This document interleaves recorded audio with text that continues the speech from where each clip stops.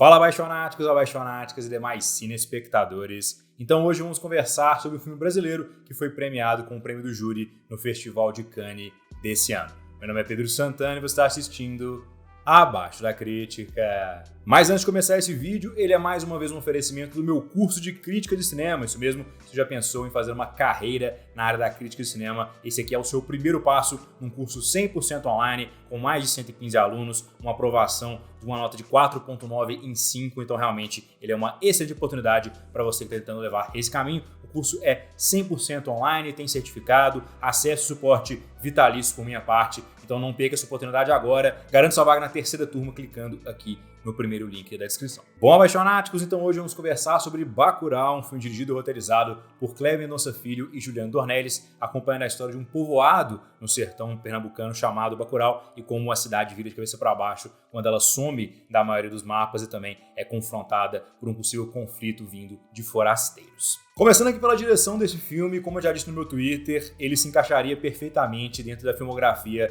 do Glauber Rocha. O que eu quero dizer com isso? Esse filme tem uma sensibilidade e um estilo visual muito característico aí da década de 60, década de 70, então questão de ritmo de edição, transições, como é que elas vêm, como é que elas são utilizadas, como é que elas aparecem visualmente pra gente. Esse filme aqui aposta em várias tomadas em silêncio, prolonga aí momentos de detalhes, ele constrói toda uma atmosfera em volta da cidade de Bacurau, ou do vilarejo de Bacurau, como é que você diria, não sei exatamente, mas ele transforma o local em uma espécie de personagem, né? A maneira como é que as pessoas interagem dentro daquele local, a maneira como é que as pessoas interagem com os forasteiros, com as pessoas que estão voltando para o vilarejo, coisas nesse sentido. Então você estabelece toda uma atmosfera e uma cultura em volta de uma região que realmente carrega uma marca histórica muito forte, né? Já abordada aí pelo Glauber Rocha nos seus filmes envolvendo o cangaço. Então realmente o Cléber Mendonça Filho e o Juliano Dornelles eles conseguem resgatar essa estética utilizando uma iluminação um pouco mais forçada, utilizando às vezes câmera na mão, sendo também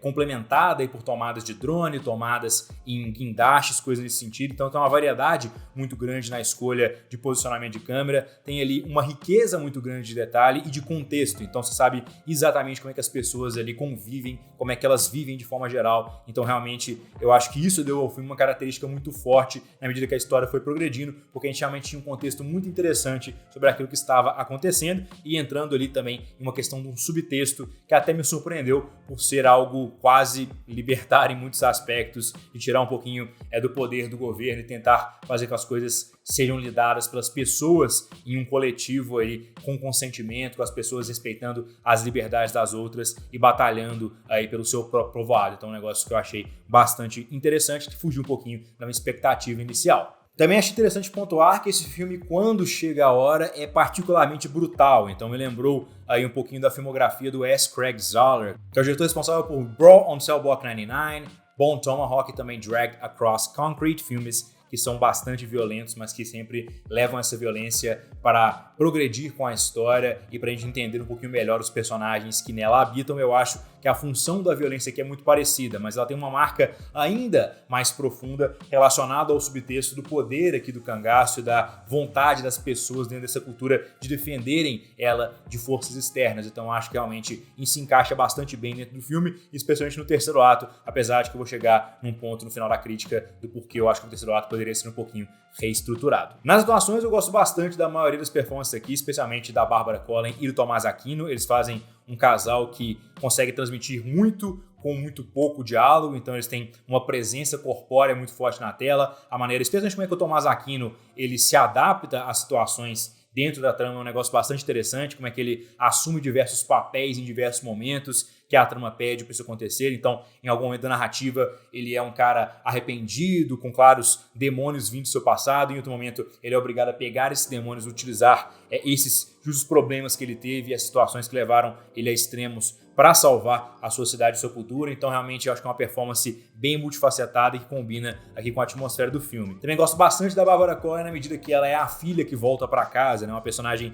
importante aqui dentro da narrativa, mas eu achei que ela foi um pouquinho subutilizada, especialmente porque eu acho que a personagem dela especificamente, ela tem um impacto grande na narrativa, mas ela não tem muita agência sobre a história. Então, eu geralmente não gosto tanto de personagens nesse sentido, ou seja, personagens cujas as ações não impactam diretamente no resultado final da narrativa. Isso não é exclusivamente o caso com ela aqui, mas eu gostaria de ter visto uma participação um pouquinho mais aprofundada da personagem interpretada pela Bárbara. Finalmente, no roteiro, ele, como o resto do filme, me lembra um pouquinho da década de 60, década de 70, mas claro, com alguns elementos bem modernos aí jogados dentro da narrativa. Então você tem a utilização de drones, armamentos modernos, questões nesse sentido, e é interessante como é que você linka isso a uma diferenciação aí de tempos mais simples, tempos no passado, de vilarejos remotos, com pessoas que lidavam exclusivamente consigo mesmas para conseguirem sobreviver e prosperar, e as forças atuais, como é que elas se organizam, como é que as questões são colocadas em um ambiente político, um ambiente socioeconômico. Então realmente você tem um contraste forte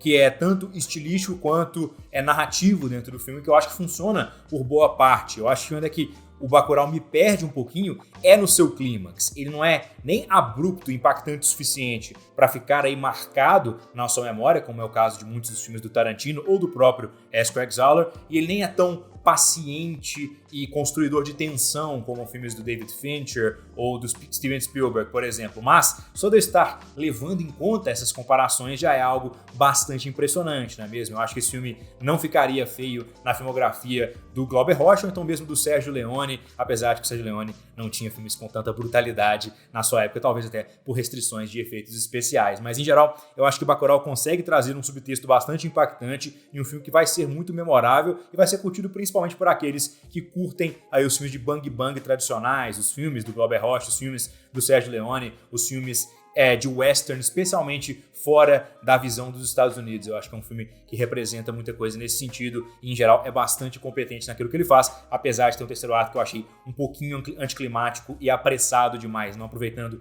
nem o choque que ele poderia ter tido da maneira que ele começa e nem a tensão que poderia ter sido aproveitada a partir do desenvolvimento que foi feito no segundo ato. Mas, de forma geral, é um filme que eu gostei bastante. Então, Bacurau vai receber a nota 8 em 10, é um filme que realmente consegue resgatar várias outras características de tempos distantes e ao mesmo tempo se mantém bastante atual em seu subtexto e na sua execução. Então eu espero que vocês também assistam o filme e tirem as suas próprias conclusões. Então é isso aí, cinespectadores, tá? Do vídeo, clique na marcadora para se inscrever no canal, se tornem apaixonados ou apaixonados em fazer parte da crítica. Deixem aqui nos comentários o que você achou de Bacurau, se vocês gostaram, se vocês não gostaram, tudo isso é muito válido nesse YouTube. Até a próxima.